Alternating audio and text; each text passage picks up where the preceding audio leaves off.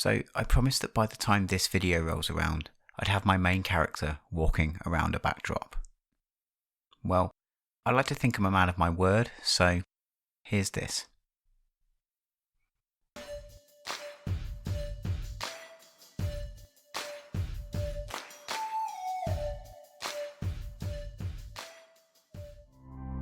Hi there, and welcome back to the Point and Click Devlog, an ongoing series in which I'm not intentionally doing ASMR, even though for some reason people keep telling me I have a really soothing voice.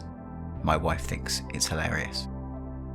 Anyway, today, after much delay, we are finally talking about animation, and the TLDW is basically how to go from this to this, even if, like me, you have no meaningful experience at all.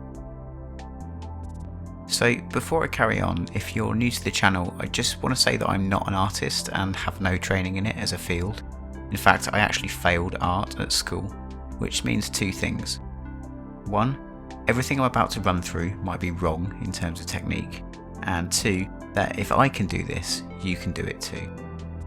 Okay, so here's Tom. He's the main character in my point and click adventure game, which means he's going to need to do a lot of walking.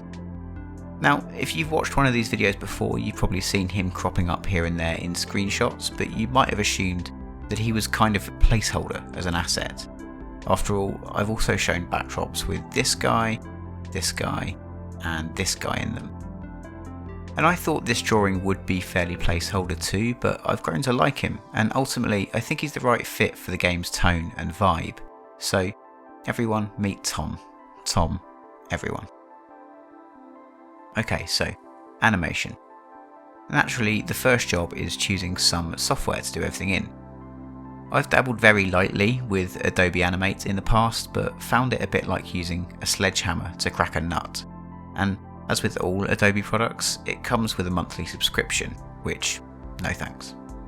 I know that lots of people who work with pixel art love Sprite as their main animation suite of choice, but for my needs and for more traditionally hand-drawn high-res sprites, I've opted to use the animation tools within Procreate on iPad. I've made no bones in the past about the fact that I love my iPad Pro as a creative machine, and iPads being more natural to draw on than computers is a hill I will gladly die on. But really, I figure that all I need, and all you need, is the ability to export each finished frame as a PNG, so any number of software suites will do that. There's no right or wrong answer with this kind of thing, it always just comes down to personal preference. So with that settled, what I needed to do was to take this single layer image of Tom and recreate him out of layered parts, so everything from his shoes to his individual pupils is a separate layer. And the reason for that is that when you have each asset broken out, you don't have to redraw everything each time you add a frame. You can just move a limb or an eye or whatever, and then smooth things over afterwards. And that's a massive time saver.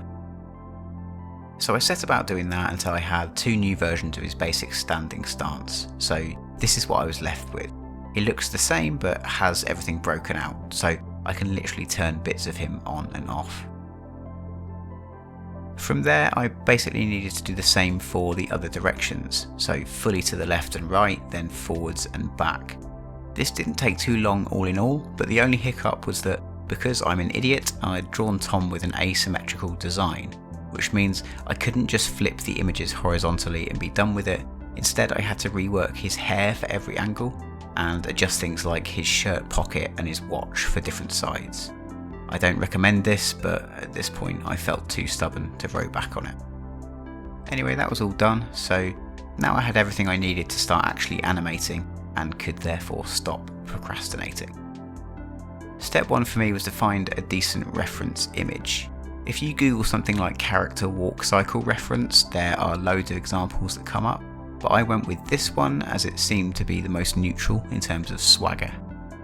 Procreate has a cool feature where you can actually keep a reference up on screen at all times, so I did that. I just started moving Tom's limbs, body position and height to try and match a specific stage in the image.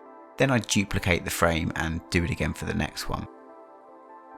One problem I had early on is that Procreate can only handle a certain number of layers, so I ended up merging the group that makes up Tom's face and narrowing the image size to up the number of total frames the app could handle.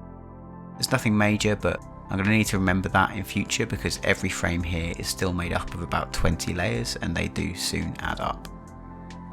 The cool thing about animation though is it never takes very many frames before your images really start to come to life, and this process of adding a frame, moving him on and adding a frame only really took about 30 minutes before I had this.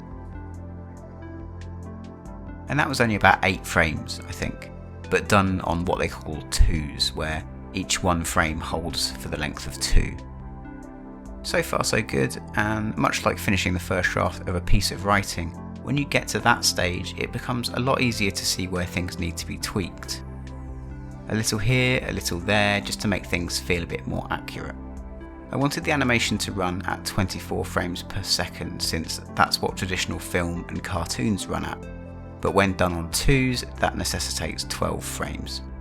My apologies to the 60 FPS 4K crew out there, feel free to unsubscribe, but when you think about it, a point and click game is really just a series of buttons that play a series of cartoons, so 24 frames per second is plenty for me. So with 12 frames done, the animation was looking pretty smooth, and from there it was just a case of adding some flourishes. I added a blink midway through the cycle, literally just by painting over his eye for 1 frame, and used Procreate's warp feature to give Tom's shoes a bit of flip and flop as they went. And I did the same to give his hair a bit of bounce too. I think those small details are what makes all the difference to the bigger picture. So at this point I was pretty happy. He looks, to the untrained eye at least, quite like a man walking, and that's all you can really ask for, isn't it? You can tweak these things forever, obviously, and I might want to go back and actually make it 24 frames in future to remove those repeat ones, but for now things were looking good enough for me to move on to the next phase. That phase basically involved smoothing things out to arrive at a more final, polished cycle. Moving limbs around willy-nilly will usually result in overlaps and clipping, so where the top of a leg goes through a torso, for example, which needs to be sorted out frame by frame. So for this I decided to flatten all the layers in a given frame and touch things up by hand, just to make sure his anatomy and the shading made sense in every single one. And there we go, that is a completed walk cycle. It's not perfect, but I'm happy with it for now. The good thing with game dev is that you can always go back later and replace assets. So if I do improve this over time, I can just tell Unity that the walk cycle is now these frames rather than those old frames, if that makes sense. But of course this here is just 1/4 of the job done. Tom needs to move around in 4 directions after all. Thankfully the left facing cycle was fairly straightforward. I could just flip each frame horizontally, then swap out its head model and adjust those asymmetrical bits and pieces. And at the time of writing I've just started working on forwards and backwards, which I think are tougher but still very doable. The main difference there is that I think I'll need to draw a different version of his shoes for each frame as they pivot up and down. In theory though, the same technique should yield similar results. Anyway, we are properly off the starting blocks now. This clip of Tom walking around in situ is a bit of a cheat, to be honest, because it's not actually running in engine. I just couldn't resist seeing what it looked like in situ, so I exported the walk cycle into a video editor and plonked him on top of a backdrop. But still, having spent close to a year now drawing nothing but backdrops, it's amazing to suddenly see my protagonist walking around a room. It suddenly looks like a game, and that's given me a real shot in the arm in terms of motivation. The next step is making him do it for real in Adventure Creator. To that end, I'm going to do something a little bit different. Jeremy, over in the community Discord server, the driving force behind not 1 but 2 upcoming Dexter Stardust games, has kindly offered to give me an idiot's guide to getting started with Adventure Creator, which we'll be doing over Zoom and which I will then edit down into something of a foolproof guide for the channel. For that, he's given me a list of assets I'll need to bring to the table, so if you think you'd like to play along, here's what you'll need.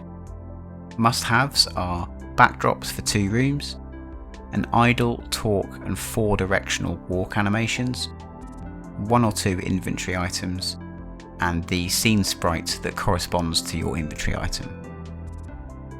Optional extras are a pickup animation, pickup sound, footstep sound, scene music, and ambient music. And if you're thinking, oh, I don't have enough time to get all that together, don't worry, it's going to take me a while too, so you've got some notice. In the meantime, definitely check out the Dexter Stardust devlog. It's like this one, only much more polished. Either way, that Adventure Creator Baptism of Fire is a video for another time.